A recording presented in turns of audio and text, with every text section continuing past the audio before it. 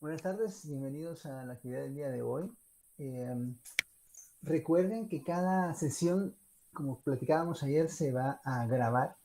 No todas las sesiones se suben al canal de YouTube, pero sí todas las clases, las discusiones de los temas se van a subir. Y también se van a subir las grabaciones de estas sesiones, por ejemplo, la de ayer y la de hoy, para que las personas que por algún motivo no pudieron ingresar, reconociendo pues que están empezando en el hospital, que de repente no salen a tiempo, cualquier inconveniente la puedan revisar más tarde o más adelante y puedan pues, resolver sus dudas o tenerla ahí disponible para volver a recordar cómo es que vamos a estar trabajando. Así que por favor, a los que están presentes, anótense en el chat, por favor. Igual si alguno está en el hospital o hay dos conectados a un celular que están en el hospital, anótense aquí en el chat para que quede constancia de su asistencia. Lo primero que les voy a comentar es que hoy quiero pues discutir con ustedes cómo vamos a llevar a cabo la presentación de los casos clínicos. Recuerden que ustedes tienen el derecho a obtener cierto punteo por medio de la discusión y análisis de casos clínicos. Esto incluye la presentación, la preparación de los mismos y bueno, que todos al final aprovechemos la actividad para aprender. El objetivo de todas las actividades que tenemos con ustedes es que fijemos mejor el conocimiento y que aprendamos de mejor manera. Yo también debo reconocer que a mí me sirven mucho, me son muy útiles estas sesiones porque aprendo también de ustedes, de sus preguntas, sus inquietudes, sus comentarios. Yo siempre estoy pues aprendiendo constantemente, así que a todos nos es útil esta actividad. Si tienen alguna duda al respecto de lo que vamos platicando, por favor, la plantean y me dicen qué dudas tienen. Como cualquier actividad en medicina, la presentación de los casos debe ser de forma completa y ordenada. Es decir, si yo tengo que presentar mi caso clínico, pues idealmente, si por ejemplo al paciente le realizaron algún estudio de imagen, debo de añadir las imágenes, una radiografía, una tomografía, una resonancia, o si le hicieron biopsia, incluir las imágenes de las secciones del estudio de la biopsia que le han hecho a mi paciente para poder pues incrementar el recurso diagnóstico, el recurso de aprendizaje. Entonces debe ser muy completa. En ocasiones sucede que pues el paciente se le realizó X o Y estudio y solo se tiene el resultado, pero no se pudo acceder a las imágenes, por ejemplo. Entonces, pues no debería de suceder, ¿verdad? De hecho, pues procuremos ir preparando nuestros casos con tiempo. Hay que presentarlas sin retraso, es decir, si a mí me toca o me corresponde presentar mi caso mañana, por poner un ejemplo, debo presentarlo mañana. No debería de tener una excusa, alguna justificación, a menos que suceda algo extraordinario, de lo cual, por favor, nos tienen que mantener informados. En este caso, amigos, porque yo soy el docente que va a estar con ustedes trabajando todo el bimestre el tema de los casos clínicos y que les voy a poner su nota de los mismos, pero así con los otros grupos, o sea, los que están con el doctor Gebhardt y el doctor Velázquez, pues igualmente deben de informarles si tienen algún problema, algún inconveniente para poder llevar a cabo su trabajo y ver de qué forma nosotros les podemos apoyar, ¿verdad? La idea es que ustedes puedan también sentir pues el apoyo de que pueden contar con nosotros para resolver estas situaciones.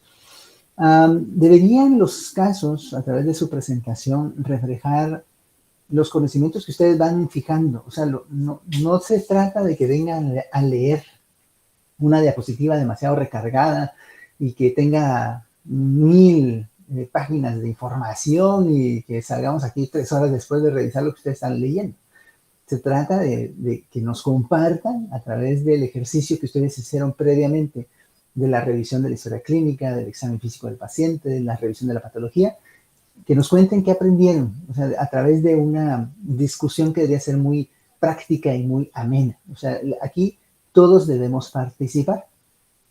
El que va a presentar obviamente va a participar porque está presentando el caso, pero en el transcurso de la presentación vamos a notar que vamos a hacer algunas pausas en el camino para ir planteando nuestros diagnósticos diferenciales, justificar los mismos, opinar sobre por qué hacer o no hacer un estudio, cuál sería la ruta diagnóstica del paciente, una vez establecido el diagnóstico, cómo lo vamos a manejar, para que precisamente pues, podamos ir concatenando todo lo que ya aprendimos en nuestro bimestre anterior, que fue totalmente virtual, a lo que vamos a estar aprendiendo en este bimestre, que es parte virtual y parte práctico, ¿no? Porque toda la que es la práctica en los servicios, en los turnos, pues obviamente ya están ustedes en el hospital, pero todavía seguimos con el tema de la virtualidad, respetando las disposiciones del Consejo Superior Universitario. La información debería ser muy precisa y concisa, es decir, no redundar en información que nos lleve al mismo punto, pero también ser completa, es decir, no dejar de lado alguna información importante. Por ejemplo, si un paciente lo ingresan, parece, no sé, mentira, alguien lo ingresan con diagnóstico de diabetes mellitus y no nos presentan el resultado de la hemoglobina glucosilada, por ejemplo. Ahí hay un elemento diagnóstico que es no solo importante y relevante, sino que aparte pues debería de estar en el expediente, o sea, no tendría por qué estar oculto. Entonces, siempre tenemos que proporcionar toda la información de forma adecuada para que podamos hacer este ejercicio de diagnóstico y tratamiento con nuestros casos.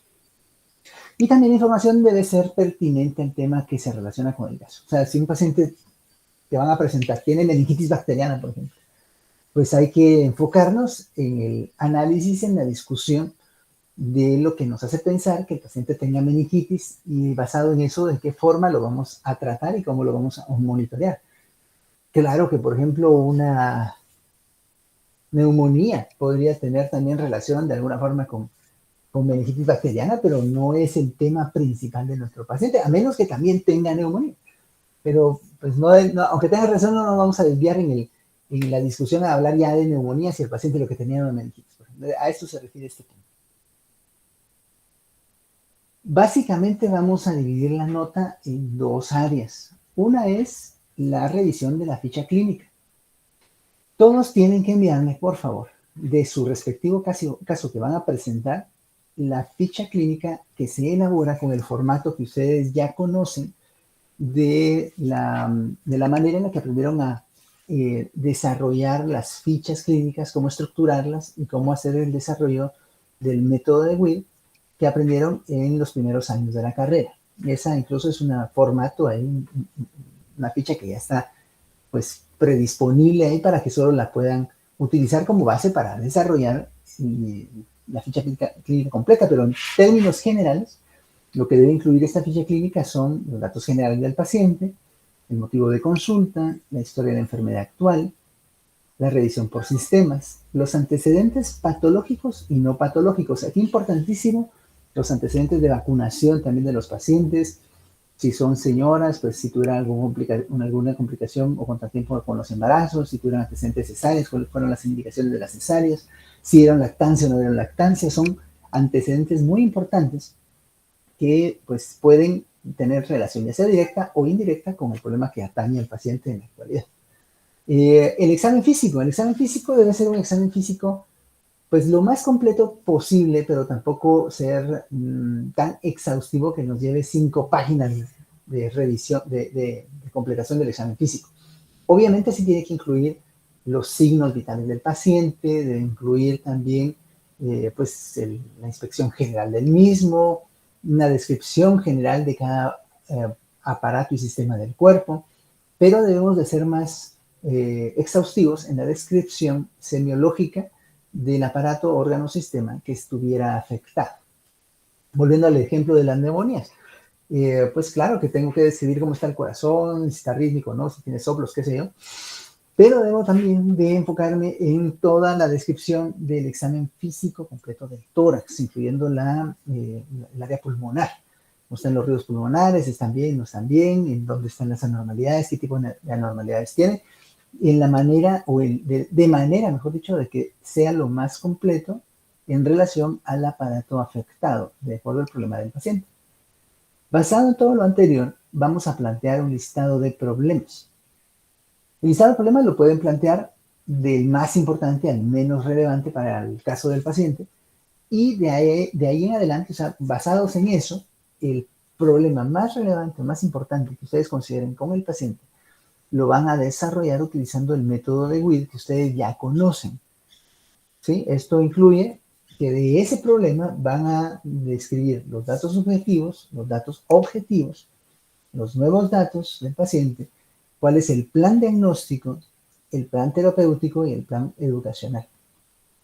En el plan diagnóstico ustedes pueden establecer no solo bueno, yo pienso que tiene esto, esto, esto y esto, sino por qué piensan que tiene eso, o sea, incluir ahí también el análisis, o sea, el análisis del caso.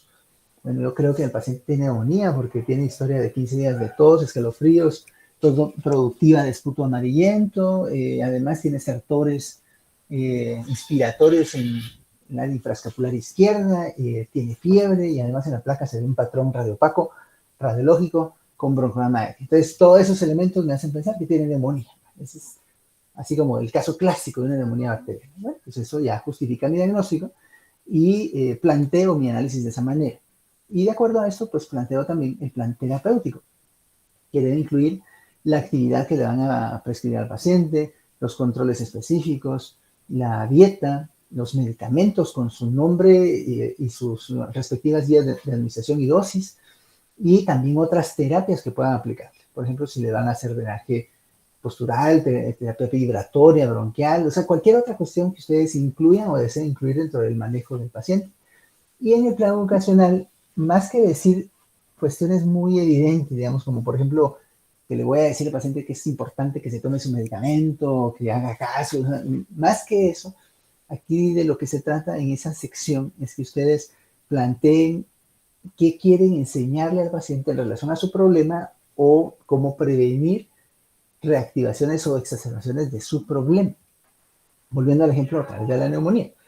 Si tiene una neumonía bacteriana, entonces obligatoriamente debo de educar a mi paciente para que una vez se haya recuperado la neumonía pueda vacunarse contra influenza, contra neumococo y también ahora pues contra COVID. En el plano hay que dar plan ocasional también de vacunación de COVID. Entonces eso debería estar incluido aquí en el plan ocasional que le voy a hacer a mi paciente. Toda cuestión, toda situación que yo quiero que mi paciente aprenda en relación a su problema actual y cómo prevenir exacerbaciones futuras. La otra parte de la nota o de cómo vamos a adjudicar esos punteos ya es la pura presentación, es decir, cuando a ustedes les corresponda en su fecha asignada presentar su caso clínico.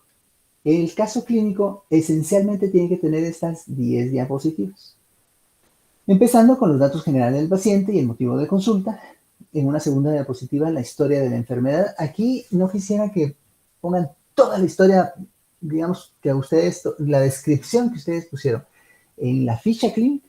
Aquí solo se trata de que ustedes pongan los elementos principales de la historia que les permita a ustedes contarnos lo más detalladamente posible cuál es la historia de la enfermedad del paciente, para que la diapositiva no sea demasiado cargada. En la tercera diapositiva, los antecedentes relevantes del caso, patológicos y no patológicos. En la cuarta diapositiva, los datos más importantes, ya sean positivos o negativos del examen físico, signos vitales y todo lo que tenga relación con el problema del paciente, el listado del problema, el análisis y la discusión del mismo, una propuesta de manejo diagnóstico y terapéutico. O sea, básicamente lo que van a hacer aquí es reflejar lo que ustedes ya presentaron con su ficha clínica.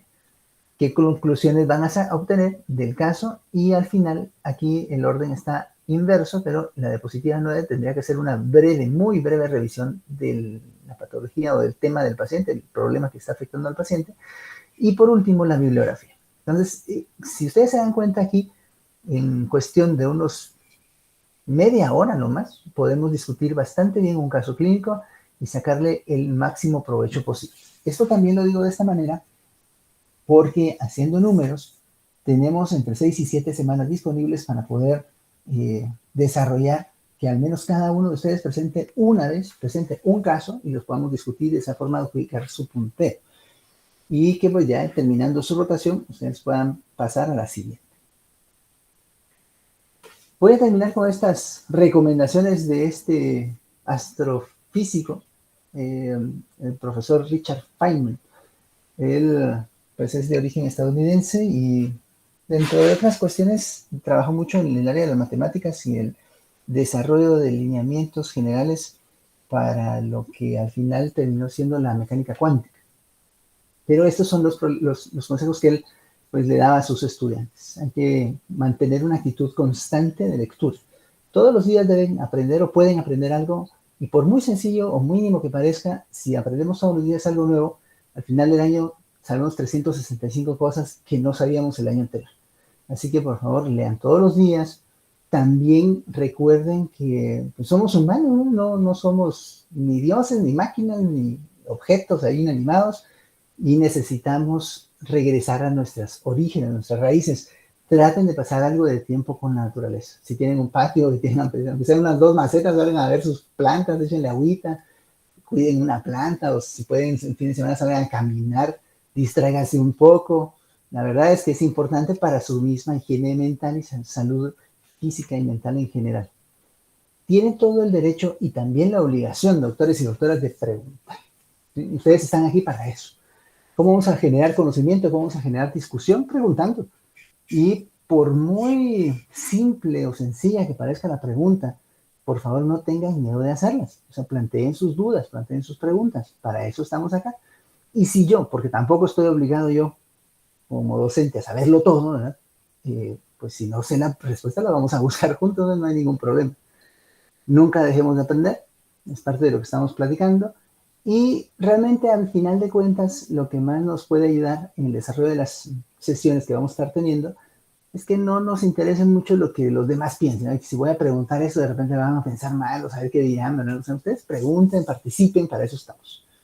Estudien duro, también vayan enseñando a los demás, es parte de lo que vamos, pues ya como médicos, ustedes van a seguir haciendo siempre. Van a tener que estar enseñando a los que vienen atrás. Ahorita, pues ustedes son los externos y de repente, pues no sé, conocen a alguien que va a llegar el año entrante, ¿no? Y ustedes van a ir orientando, le van a contar cómo es el hospital, cómo se hace, cómo hacer las cosas. Ya de internos, pues ustedes le van a enseñar a sus estudiantes externos cómo sacar las muestras, cómo poner sondas, cómo se hacen los procesos administrativos, qué vigilar, cómo se hace un proceso X. Y también de las patologías, les van a enseñar lo que ustedes han aprendido. Entonces siempre vamos a estar enseñando a los demás lo que ya aprendimos. Y tienen todo el derecho de equivocarse para poder aprender. Doctores y doctoras, con esto yo voy a terminar la presentación de la manera o de la metodología en la cual quisiera que por favor empecemos ya a trabajar los casos clínicos. En un ratito solo voy a detener la grabación